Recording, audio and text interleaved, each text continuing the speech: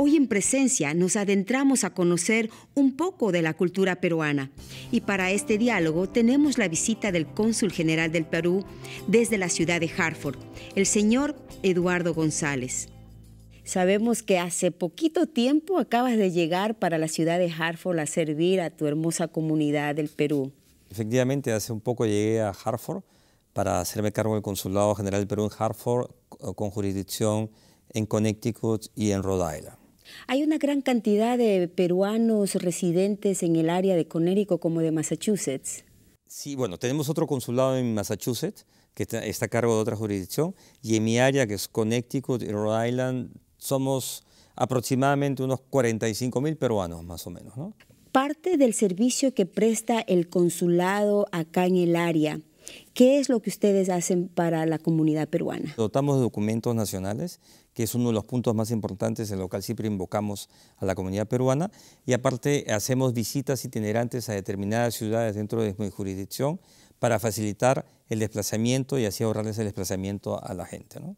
Las funciones del consulado, de los consulados a nivel del mundo, de los 50 y pico consulados de carrera y 111 agencias consulares que tenemos, es tratar de prevenir y preservar y apoyar a la comunidad peruana. La figura consular es proteger a la comunidad peruana y a su vez apoyarlos en una serie de circunstancias que tengan.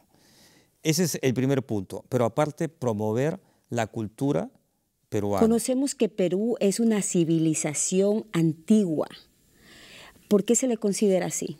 Bueno, los estudios dicen efectivamente que somos una de las naciones más antiguas y por eso se identificó la ciudad de Caral, que es una ciudad que está ubicada a 2 horas de Lima aproximadamente y en la cual se ha probado científicamente que no hay una cultura similar en Latinoamérica, por eso le decimos la ciudad más antigua de Latinoamérica.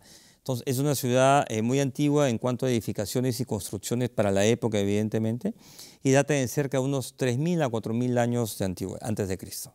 Por esta razón es que vemos que hay lugares que son protegidos. ¿En qué aspecto se protege a lo que es la cultura del Perú? Bueno, sí, hay toda una serie normativa que ha salido en cuanto a la protección de los bienes patrimoniales culturales.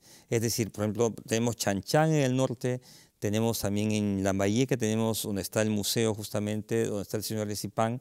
Se protege mucho esta zona porque en algún momento fue invadida y fueron, digamos, secuestrados o retirados objetos de gran valor cultural, ya sea en oro, por ejemplo, o en cerámica, que fueron después sacados al exterior y vendidos de manera ilegal.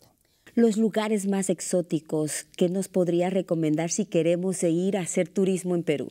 Bueno, tenemos tanto en la costa, en la sierra y en la selva, ¿no? En la sierra tenemos, bueno, lo que ya he mencionado, Machu Picchu, que se habla mucho, y tenemos otras ciudades que estamos próximos a facilitar el acceso.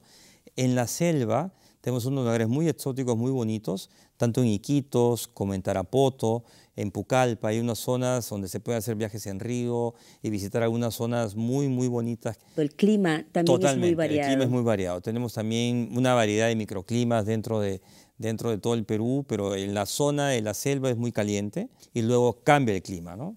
El Perú es conocido por la exportación del oro en crudo. Algo más que el Perú se desarrolla en cuanto a la exportación. Sí, somos uno de los mayores exportadores de oro, como materia prima. No le damos el valor agregado, lamentablemente, pero tenemos una serie de productos, aparte de productos minerales, también tenemos una serie de productos agroindustriales, ¿no? Que los estamos trabajando y que son de gran exportación, como por ejemplo los espárragos, las paltas o los aguacates, como los conocen. Tenemos quinoa. Somos uno de los mayores exportadores de quinoa, de papa y entre otros productos agrícolas y agroindustriales, ¿no?